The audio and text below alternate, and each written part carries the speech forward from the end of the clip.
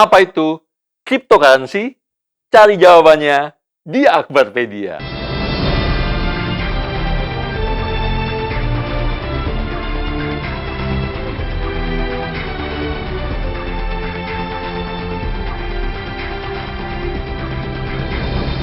Well, udah lama banget nggak ngupdate video. Oke, kali ini kita akan ngomongin tentang cryptocurrency. Jadi kenapa ngomong cryptocurrency? Karena beberapa bulan terakhir, dunia jagat maya di Indonesia maupun di dunia mulai rame dan gembar-gembornya dan gempar-gemparnya ngomongin cryptocurrency. Jadi udah mulai populer banget nih, gitu ya. Meskipun sebenarnya cryptocurrency udah lama, ya, udah sekitar lebih dari 10 tahun. Bahkan Bitcoin aja itu sudah mulai dari tahun 2009, gitu ya. Nanti kita akan bicara tentang Bitcoin di video yang terpisah, oke? Nah, oleh karena itu maka mungkin beberapa video ke depan kita akan mulai ngomongin, jelasin sedikit tentang kripto karena permintaan dari banyak orang katanya kalau Mas Akbar yang jelasin lebih ngerti, lebih mudeng, lebih paham. Padahal udah banyak banget video-video tentang cryptocurrency yang kalian bisa tonton di channel YouTube orang-orang. Tapi nggak apa-apa lah, oke? Kita ngomongin tentang kripto. Nah, kenapa? Karena sebenarnya sampai dengan tahun 2017 saya pribadi, gue nih mau ngaku dosa nih. Sampai 2017, saya nggak percaya tentang wahana investasi yang bernama kripto. Semua pertanyaan pop up di otak saya gitu. Ada yang nanya, pertanyaan yang kalian tanyain lah ya, standar kayak misalnya, apa sih, ini apa sih, emang bisa disebut investasi? Underlying asetnya apa sih gitu ya? Terus kenapa mesti invest di kripto? Entah kalau saya udah transfer, terus kemudian uangnya mau narik gimana? Cara balikinnya gimana? Cara ngejualnya gimana? Dan all those questions coming up gitu ya. Sampai pada akhirnya, gue pribadi penasaran dong. Oke? So, jadi dimulailah 2019, mulai the journey untuk mencari tahu apa sih kripto itu. Belajarlah, mulai open mind lah. Karena kita sebagai, I consider myself as lecturer, pendidik gitu ya. So, kita nggak bisa bilang bahwa oke, gue udah tahu semuanya, gue udah ngerti, saham udah ngelotok lah, trading saham dari tahun 95-96 gitu kan, reksadana udahlah gitu ya. Ketika something happen, something new come up, kita harus mulai belajar. So jadi I try to open my mind, coba buka otak, coba untuk kemudian oke, apa sih makhluk ini yang bernama kripto? Gue mesti belajar lagi. So, jadi 2019 mulai belajar tentang apa yang namanya kripto tadi. Tapi kemudian baru mulai in detail itu di 2020.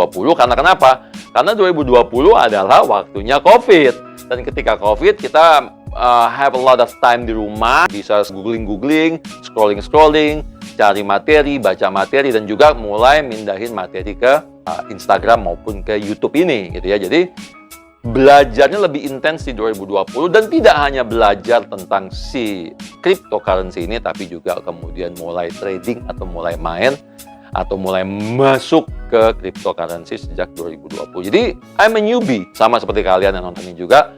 Kalian juga pasti newbie juga ya. Kalau enggak pasti kalian udah ikutan grup-grup yang lain, tapi I prefer not to join the group supaya gue nggak punya informasi yang bias lah. Jadi mendingan gue belajar sendiri, gue baca dulu itu yang literatur yang ada di website, di Instagram, di internet dan lain sebagainya supaya dapat a big picture of what is cryptocurrency. So pertanyaannya balik lagi ya, what is cryptocurrency? Apa sih cryptocurrency itu? Ini coba disamerikan atau coba ambil dari beberapa sumber.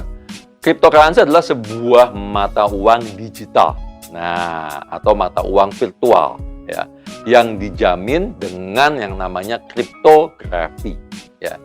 Jadi ada ilmu namanya kriptografi. Nah, dengan adanya kriptografi ini, maka uang digital ini menjadi hampir tidak mungkin dipalsukan. Jadi ini menjawab pertanyaan kalau ada orang nanya, Mas, ini gimana sih, kan itu uang bisa, ini kan bahasa programming ya, bahasa komputer, semua programmer bisa bikin.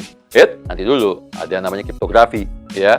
Sehingga ini sangat sulit atau hampir tidak mungkin untuk dipalsukan si mata uangnya. Nah, so, kalau kita ngomongin si cryptocurrency, maka tidak akan pernah lepas dengan kita membicarakan yang namanya blockchain. Kenapa? Karena ini pada awal muasalnya dimulai dari cryptocurrency pertama yang dikenal dengan nama Bitcoin. Dan Bitcoin nanti kita akan bahas di video yang berbeda. Blockchain-nya apa sih? Blockchain sendiri adalah sebuah sistem ya, yang tadi pada awal muasalnya digunakan untuk mata uang digital pertama yaitu Bitcoin, ya. Di mana blockchain ini yang akan mengatur, mencatat dan mengolah data keuangan digital kita. Oke, atau data keuangan digital dari si mata uang tadi, ya, si cryptocurrency tadi. Nah, sifat dari blockchain ini adalah terdistribusi atau bahasa kerennya terdesentralisasi, ya, alias dia tidak terpusat. Jadi ini tersebar kemana-mana, ya, tersebar kemana-mana. Dan sifatnya terbuka, ya, dia terbuka itu maksudnya apa? Orang lain bisa ngelihat bahwa ada transaksi loh, ada uang perpindahan, gitu, ya. Jadi siapapun yang bisa masuk ke dalam blockchain tadi atau bisa melihat atau punya akses ke dalam blockchain, karena memang blockchain sifatnya terbuka, bisa melihat transaksi-transaksi yang ada. Oke. Nah, bahasa sederhananya kalau kita nih contoh, ya, kita punya rekening di bank. Kan kita punya tuh buku catatan di bank tuh, ya, buku rekening, ya. Nah, karena buku rekening itu yang punya cuma kita pribadi, maka pencatatannya itu disebut dengan pencatatan tertutup. Oke, ya, karena yang punya cuma kita doang, ya kan? Nah, kemudian kita ingin transfer uang ini ke orang lain misalnya, contoh, ya, maka pencatatan dan transaksi transfer ini dilakukan di bank tempat kita punya rekening tadi, rekening bank tadi, bank A, bank B, bank C, gitu. Dan ketika kita transfer dari rekening kita ke rekening bank lain, anggap pindah bank, ya, ke rekening bank lain, maka proses transfer ini melalui middleman, penengahnya, yang disebut dengan siapa? Yang disebut dengan bank sentral, dalam hal ini Bank Indonesia. Jadi ada bank A, ada bank B, kita mau transfer dari bank A ke bank B, maka di tengah-tengah ada bank sentral, maka pencatatan yang ini dicatatkan dulu nih ke bank sentral, gua mau transfer nih 1 juta. Nah, nanti di bank sentral pindahin nih ke pencatatan sini. Itu ada transfer masuk 1 juta. Itu konvensional banking. Ya, di mana tersentralisasi, makanya namanya bank sentral, tersentralisasi. Itu konvensional banking. Nah, jadi dalam hal ini bank sentral, ya, punya otoritas dan kontrol penuh terhadap transaksi ini. Mau dijalankan, nggak dijalankan, dia punya otoritas penuh. Oke?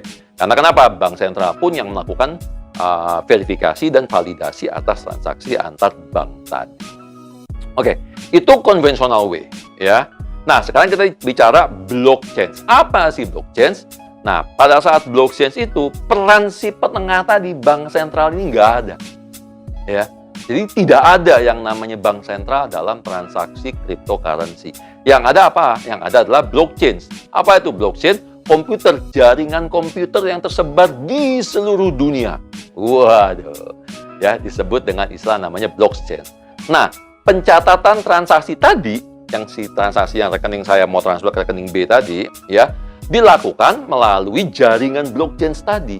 Ya, jadi jaringan komputer yang tersambung, terconnected di seluruh dunia. Nah, komputer inilah yang nanti yang melakukan perhitungan, algoritme, dan validasi atas transaksi tadi, sehingga transaksi tersebut bisa mengirimkan uang dari rekening saya atau dari wallet saya ke walletnya si penerima. Oke? So, jadi that's the beauty of cryptocurrency dan blockchain. So, artinya apa? Di sini ada dua hal. Satu, tidak ada petengah, tidak ada sentralisasi. Kedua, terdesentralisasi, ya, around the world. Ketiga, melalui mekanisme jaringan yang disebut dengan komputer-komputer tadi, tergabung di dalam istilah namanya blockchain. Oke? Nah, karena informasi transaksi yang sifatnya terbuka di dalam jaringan blockchain, maka semua orang bisa lihat.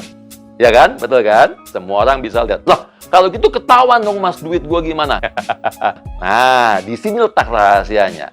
Rahasianya adalah terletak di dalam alamat dari masing-masing wallet. Jadi, kalau di cara konvensional melalui bank, maka rekening ada pemilik rekeningnya, ada namanya, detail segala macam, ada bank sentral, kemudian pindah. Tapi karena transaksi tertutup melalui bank sentral, maka orang nggak ada yang tahu tuh transaksinya.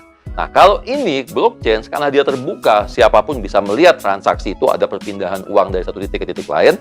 Yang dirahasiakan adalah alamat dari masing-masing wallet tadi. Jadi, meskipun saya mentransfer dari rekening A ke rekening B, pada saat si blockchain memvalidasi transfer saya, yang memvalidasi tadi tidak tahu ini rekeningnya siapa. Yang ngirim semiliar nih siapa sih? Nggak tahu. Karena si dompetnya atau istilahnya walletnya itu nggak pakai nama. Itu cuma pakai kode-kode aja. Jadi kalau kalian suka lihat gitu, this is my wallet, ada kodenya panjang banget. Nah, itu nama walletnya.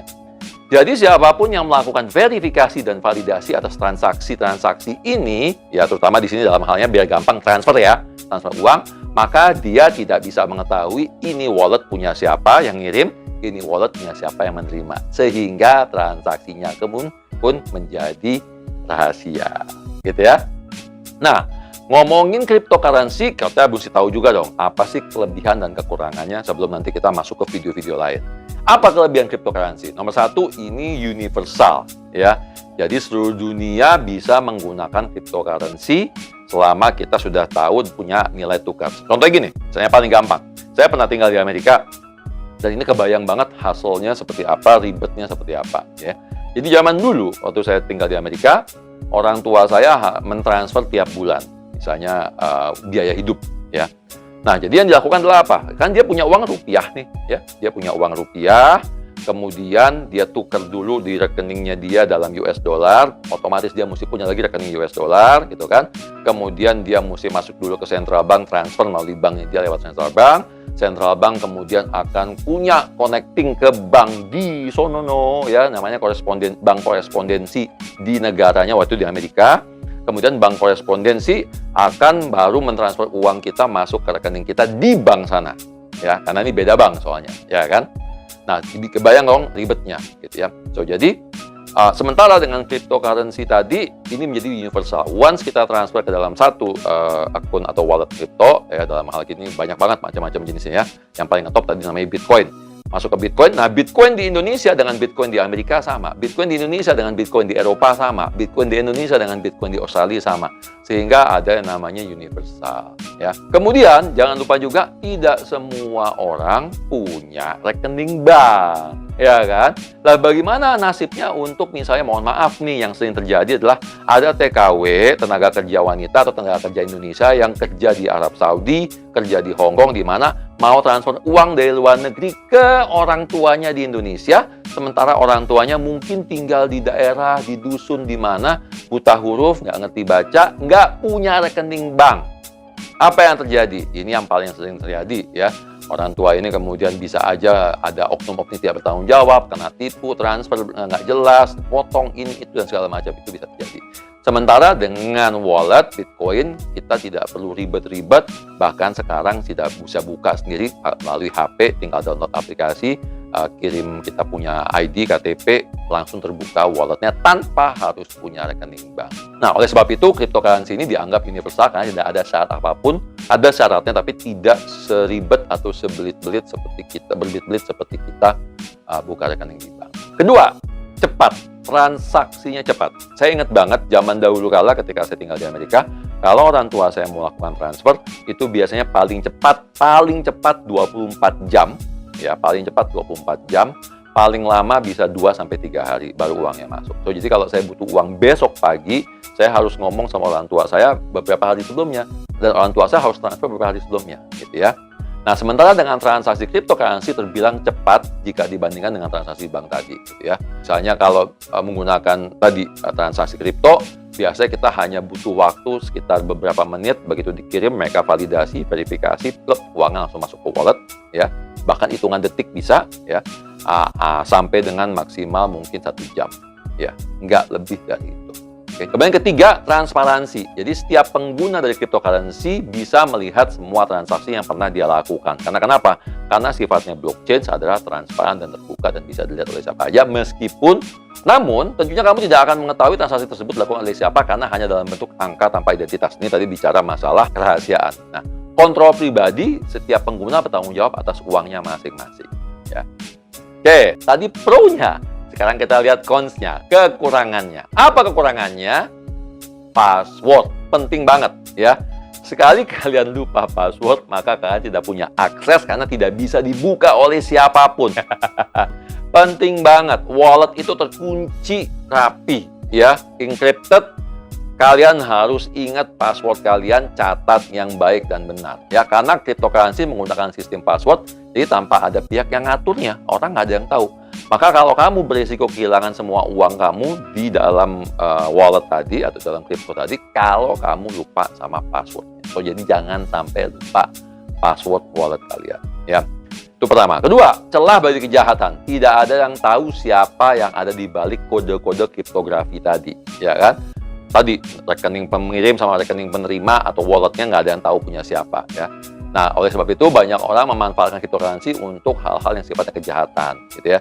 Mereka biasanya bertransaksi untuk barang-barang atau hal-hal yang sifatnya ilegal nih di awal-awal kripto, ya, dengan mata uang digital ini tanpa bisa dilacak karena nggak melalui siapapun, ya, desentralisasi. Kemudian masih banyak orang yang menganggap bahwa cryptocurrency ini ilegal, ya. Masih banyak negara yang menganggap cryptocurrency ilegal dan tidak berlaku di negaranya tersebut, baik secara kriptonya maupun untuk transaksinya, ya.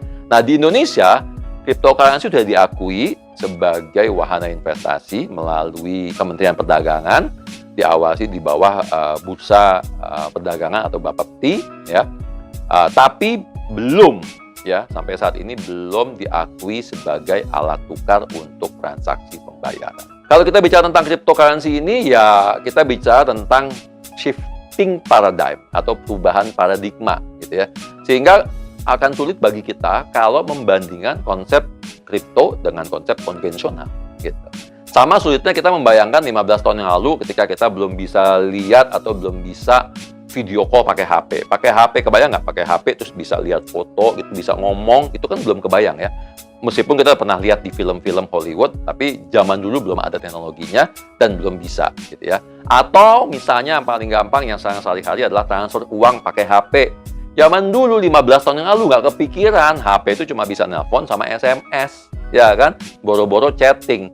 Ya, jadi ini shifting paradigm, perpindahan paradigma dari tadi, ya, transaksi keuangan pakai HP. Sama, kripto juga sama. Dalam hal ini sekarang kita nggak bisa ngelihat kripto ini, gitu. Tapi kita nggak bisa tahu 10 tahun, 15 tahun, 20 tahun lagi, atau bahkan bisa lebih cepat, ini menjadi suatu kebiasaan oleh kita, oleh anak-anak kita, atau bahkan oleh cucu-cucu kita, atau cicit kita, gitu ya.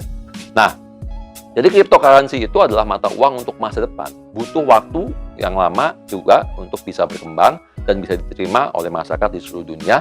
Yang pasti perkembangannya dalam waktu 10 tahun terakhir sangat masif dan tidak bisa ditahan, gitu.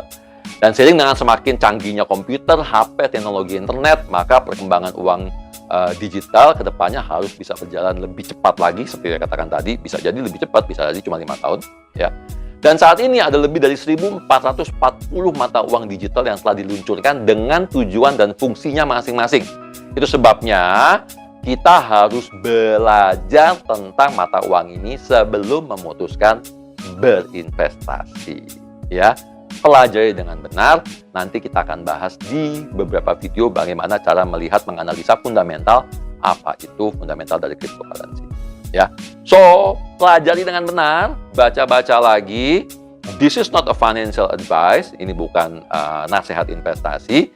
Kalau mau invest, jangan pernah berinvest melebihi dari apa yang kita bisa kehilangan atau losing the money. Jangan pernah invest menggunakan uang panas yang dipakai buat sehari-hari. Kalau mau invest, menggunakan uang yang dingin, yang memang tidak dibutuhkan. Oke?